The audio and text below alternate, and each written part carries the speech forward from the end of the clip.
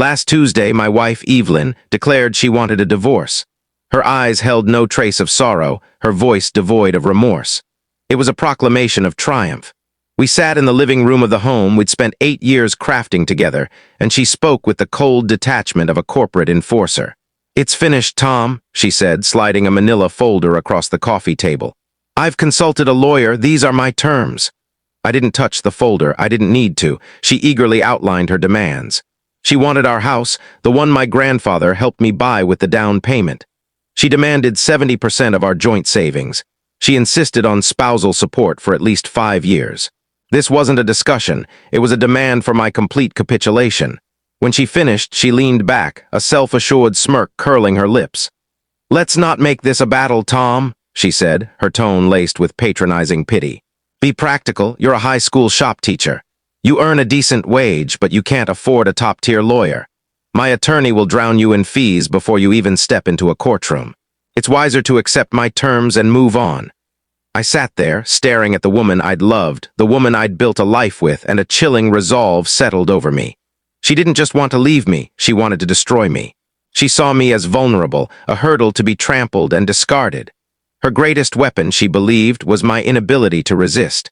I let the silence linger for a long moment. Then, meeting her gaze with a facade of defeat, I said the 2 words she expected. "You're right."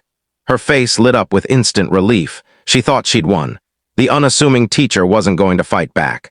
She stood, smoothed her dress, and said, "Good, I'm glad you're being reasonable. You'll get the official papers next week." Then she left the room. Here's what Evelyn knew. I was a man of modest means. She knew I didn't have thousands to spend on a legal war. She also knew I had an older brother, Marcus, but she was counting on the fact that we hadn't spoken in 5 years. Marcus isn't a teacher. He's a force of nature, the most formidable and costly divorce attorney in the state. His name alone makes other lawyers uneasy. But he and I had been estranged since our parents' deaths, over a dispute about their house, the home we grew up in. I wanted to keep it to preserve its memories for our family. I'm sentimental that way. Marcus, ever practical, saw it as a financial burden. He wanted to sell it and split the proceeds. Our argument was fierce, leaving us divided by a chasm of pride. We hadn't spoken since. Evelyn had seen the fallout. She believed I was utterly cut off from the only powerful ally in my family. In her calculated plan, my greatest potential strength was nullified. She was mistaken. For 3 days after her announcement, I was in a dark place. She was right about one thing: I couldn't afford to fight her on her terms. The thought of losing my home, my savings, everything I'd worked for was crushing. On the 4th day, I hit bottom. And from there, I had nowhere to go but up. I swallowed my pride, the pride that had kept me from my brother for 5 years, and dialed his private number. My hand trembled as I called. I expected voicemail or a curt assistant. But after 2 rings, his familiar, commanding voice answered. "Hello?" "Marcus," I said, my voice sounding small and unfamiliar. "It's Tom." A long pause followed. I thought he might hang up. "Tommy," he said at last, using the old nickname. "What's wrong?" Everything spilled out. I told him about Evelyn's demands, her lawyer, her icy confidence, and I shared her final, smug taunt. "You can't afford a lawyer to fight me." Another heavy silence stretched between us. When he spoke again, his tone had changed. The surprise was gone, replaced by something fierce, something protective, like the brother I remembered from childhood. "She said what?" he asked, his voice low and dangerous. I repeated her words. "Okay," he said. "When and where is the first court date?" "Next Tuesday, downtown courthouse," I replied. "I'll clear my calendar," he said. "Don't speak to her, don't speak to her lawyer, don't sign anything, just show up Tuesday, I'll be there." We hung up. My heart raced with a mix of fear and fragile hope. Evelyn thought she'd disarmed me.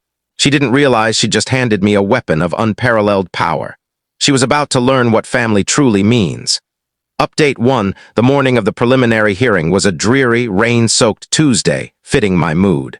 I entered the courthouse alone, looking every bit the defeated man Evelyn expected. I wore my only suit, reserved for weddings and funerals. It felt like both. The courtroom was cold and sterile, smelling of musty documents and tension. Evelyn was already there, seated at the plaintiff's table, radiating confidence in a sharp navy suit, her hair flawless. She looked ready to conquer a boardroom. Beside her sat her lawyer, a man in his 50s with a smug, permanent grin. They were chuckling together as I walked in. When Evelyn saw me, her smile flickered, replaced briefly by pity. She probably thought I'd look more broken. I met her gaze, my face expressionless, and sat at the defendant's table. I set my worn briefcase down and waited. Her lawyer approached, oozing arrogance. "Mr. Miller," he said, "I'm pleased you're here. I trust you've reviewed my client's generous terms. If you sign today, we can keep this short and painless." "I'm waiting for my attorney," I said quietly. He laughed. "Your attorney? Best of luck with that. Let's not prolong this." He returned to his table. The bailiff called the court to order. The judge, a stern woman, took her seat and read the docket. "Miller versus Miller," she announced. "Are both parties present and represented?" Evelyn's lawyer stood. "Yes, Your Honor. Alan Davis, representing the plaintiff, Mrs. Evelyn Miller." The judge turned to me. "And the defendant?" Before I could answer, the courtroom doors swung open with a heavy thud. Every head turned. Striding down the aisle was Marcus Sterling, my brother. He wasn't just wearing a suit, it was a masterpiece of dark elegance and intimidation. His polished leather briefcase swung confidently at his side. Whispers spread through the room as lawyers and staff recognized him. His reputation was undeniable. He didn't glance at anyone else. His eyes locked on me.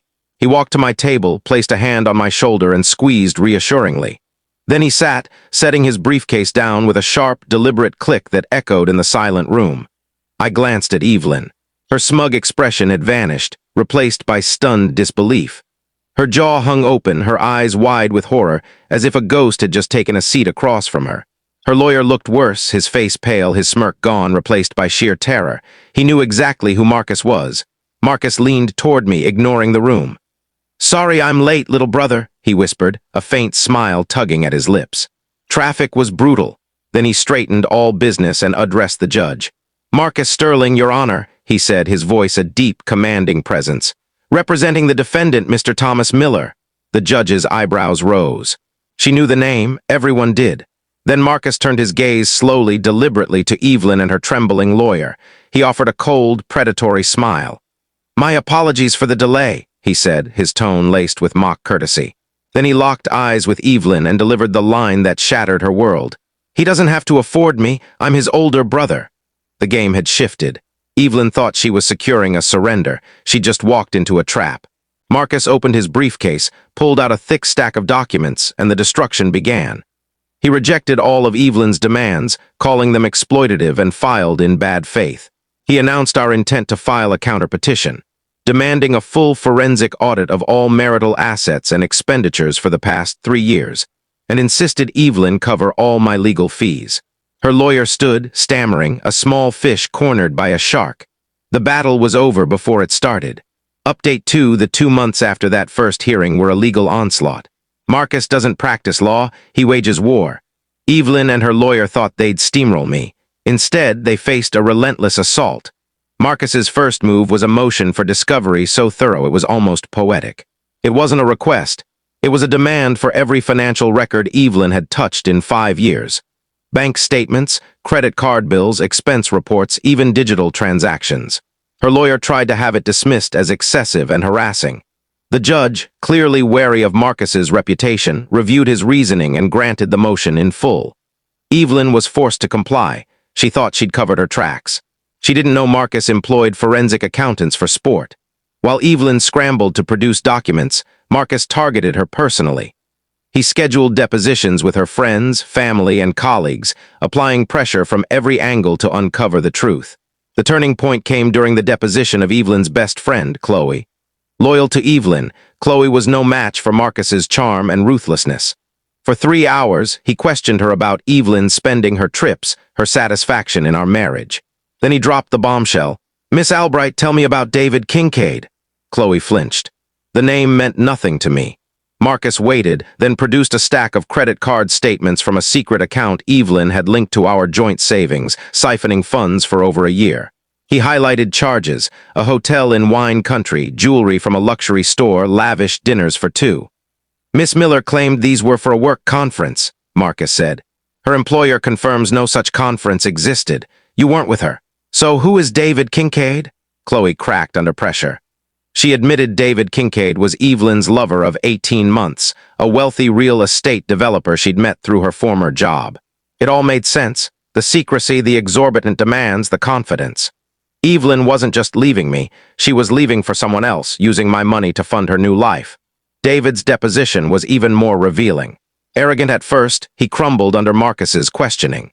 He admitted to the affair, to planning the divorce with Evelyn, and to encouraging her to demand the house and support, believing I was too weak to fight.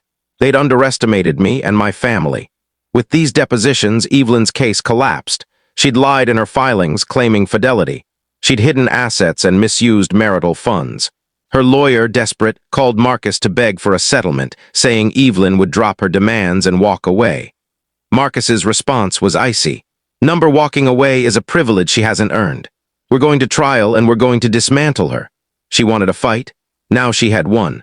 Final update ***. 6 months have passed since I entered that courtroom, feeling like a man who'd lost everything.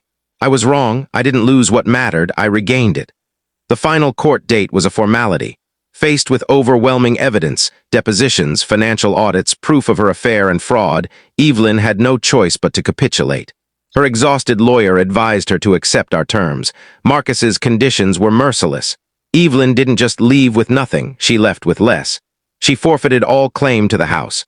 Her demand for spousal support was thrown out. Because Marcus proved she'd spent over $60,000 of marital funds on her affair. Hotels, gifts, vacations with her lover. The judge ordered that amount deducted from her share of our savings and returned to me. She walked away with a fraction of her original demands, a pile of legal debts, and the public shame of her scheme exposed in court. Her personal life imploded. David Kincaid, her lover, abandoned her when the legal and social fallout hit. He wanted a winner, and Evelyn was now a public failure. Her friends, many forced to testify against her, distanced themselves. She lost her fiancé, her home, her savings, her lover, and her reputation in one devastating blow. All because she underestimated the quiet man she'd married. But the real victory wasn't in court. It was with Marcus. Weeks after the divorce was finalized, he called me. "Meet me at the old house," he said. I drove to our parents' home, the source of our 5-year rift. I found him on the porch, sitting on the steps. We didn't discuss the case or Evelyn. We talked about Dad's disastrous fishing trips, Mom's legendary apple pie, our childhood. After a long silence, he looked at me. "I was wrong, Tommy," he said. "I was so focused on the money, the asset, I forgot what this place meant. It's our home." "I was wrong too," I admitted. "I was stuck in the past, unwilling to see a different future for it." We didn't sell the house. We decided to keep it together. We've spent recent weekends fixing it up, repairing the porch, painting the walls, breathing new life into it. It's no longer a monument to the past, but a project for our future, a place for our family to come together. Working alongside Marcus, tools in hand, has mended a wound I thought would never heal. Evelyn's final jab was that I couldn't afford a lawyer. Her greed, her arrogance, her belief that I was weak and alone forced me to make the call that brought my brother back into my life. She thought she'd isolated me. Instead, she reunited me with my true family. She tried to leave me with nothing. But today, with my home secure and my brother by my side, I realize I have everything.